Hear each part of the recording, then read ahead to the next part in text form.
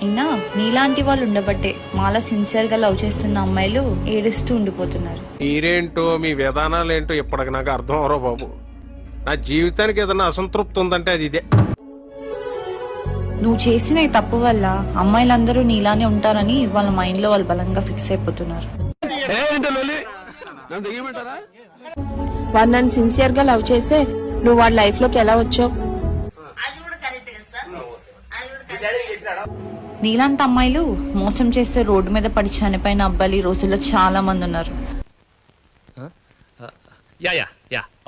వాళ్ళ లైఫ్ అలా అవ్వకూడదని చెప్పి నువ్వు చేసిన తప్పుకి నేను ఎంటర్ అయ్యా.